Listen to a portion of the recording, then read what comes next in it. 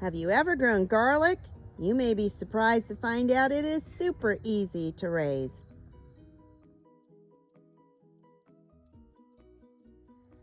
Hello everybody, my name is Deb from Just Do Something Homestead, and here we are in beautiful West Virginia in mid-October, and today I'm going to be planting some garlic. Back in June, I harvested my garlic crop, and what I did was I made sure to save some of the largest bulbs to replant in October. Last year, I planted them in a couple of these raised beds simply because I didn't have a place to put them. And so I thought, you know what? It's better to just shove them in this raised bed and get a little bit than to not even plant my crop. But I very quickly discovered that my garlic did better in raised beds. So my goal this year is to buy some more raised beds, get them set up, and plant as much garlic as I possibly can. I set aside this area right here to put in these raised beds. And right now we have the woven weave fabric has been laid down. This is next to our greenhouse. And don't worry, it's on the southern end, but right now it's evening. So the sun is going down, which means I don't have a whole lot of time to get these beds set up. These are Vago garden beds. I really like them. They tend to be a little expensive, and so what I've done in the past is just add one a year. So it's going to take me a while to get to my dream, but eventually I want to have more of these. I assemble them by putting all the pieces together, putting in the screws and the nuts, and then Jim will come through and tighten it all for me.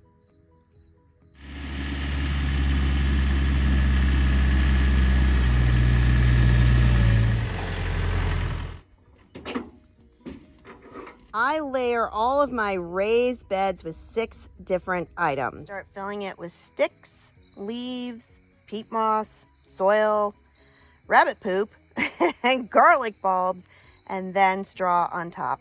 All right, time to go get a load of sticks. I start in the yard and get any old branches that have fallen down. Here's the first load of sticks. All of these are branches that came down in our yard, and many of them are so rotted, I broke them with my hands.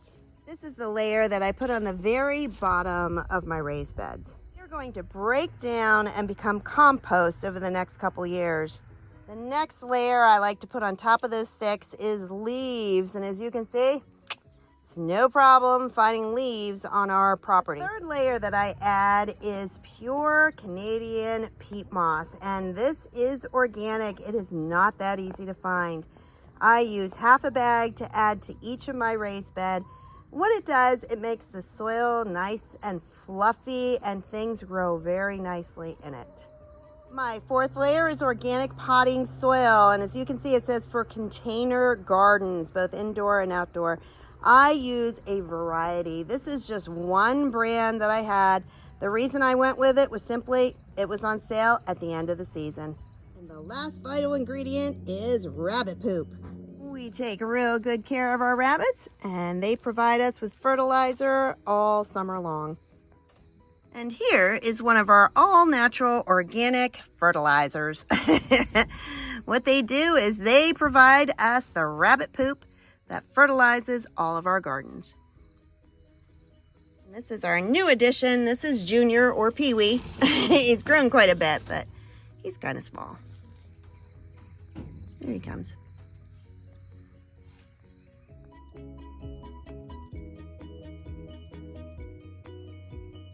When using rabbit poop for fertilizer, you need to be careful. Even though this is our own hay, it will have some seeds in it. So I try not to put too much hay in the bed. You're going to see there's some. What I found though, it is very easy to pick out the young hay that starts growing up. Next step is to stir in all this natural fertilizer with the organic soil that I already added. And now I can plant my garlic. I am starting with my absolute favorite, which is elephant garlic. And maybe you can tell this is massive. That is 1 clove.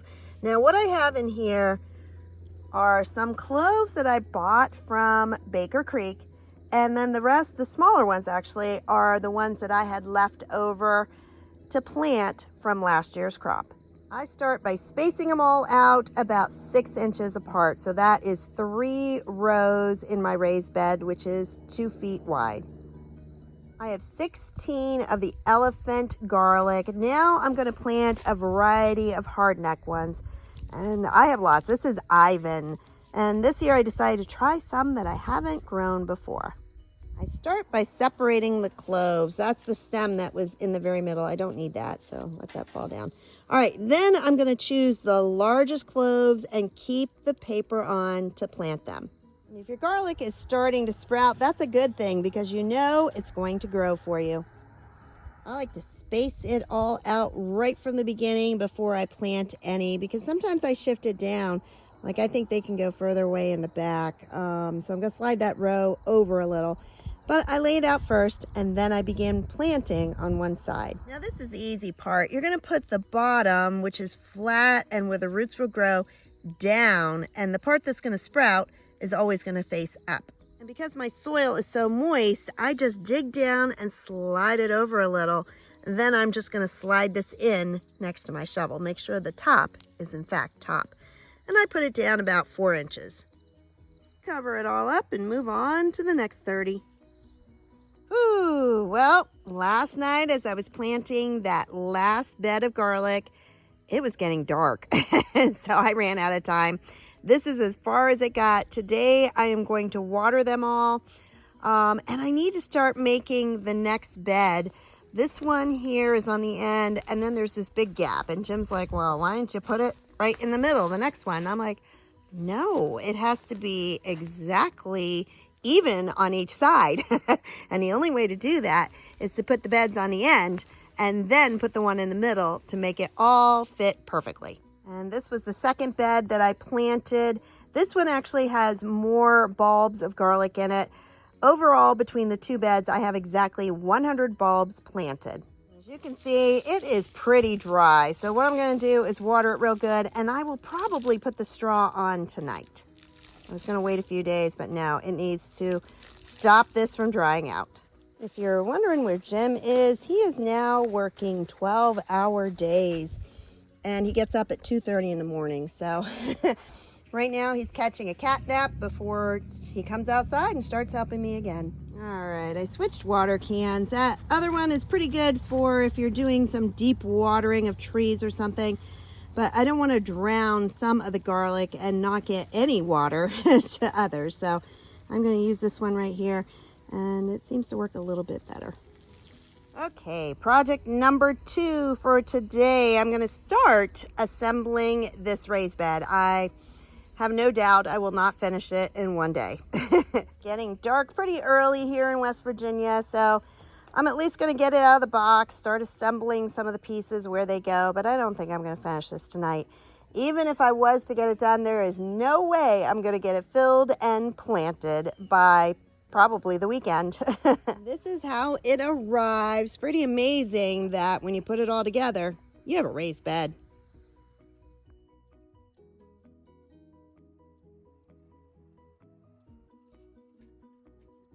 The very top layer I put on straw. This is easy straw. Usually I get it at Tractor Supply, but they were all out, so I ended up getting it at Lowe's. The advantage is, first off, it's all chopped up. Second off, it has tack. If you've ever used straw and you covered up all your vegetables and you went out and it had blown all away, you know why tack is important. And the last reason is easy straw is 99% weed free. There is nothing worse than filling a raised bed, covering it up with straw, and growing grasses. Now, one important lesson that I learned, last year I put it on way too thick, and to be honest, my garlic had a difficult time coming through it. It's not like regular straw. So when it says 600 square feet, my raised bed is 10 by 2. So you need to just use a small portion of this. You're not going to use this whole bag or your garlic will not come up. Well, another day has turned to evening and it's getting dark really quick. We actually accomplished a whole lot more than I expected. So I was able to spread out all the easy straw that I needed. Right now it's about 2 inches thick. I will add another layer before winter comes. And while I filled those beds with straw, Jim was able to put yet another raised bed together. And there you go, folks. It is almost dark. End of day 3, and I was able to plant my last bed of garlic. I still need to put the straw on, and that gives me 3 beds of garlic. I believe it was about 145 bulbs. Now it just needs to grow from the fall, rest over the winter, and start growing again in the spring. This video doesn't even begin to touch the beauty of the leaves that are changing in West Virginia.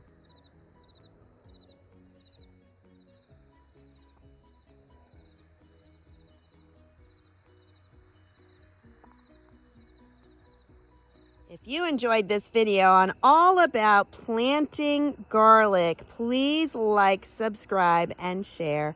Have a blessed day, everybody. Bye-bye.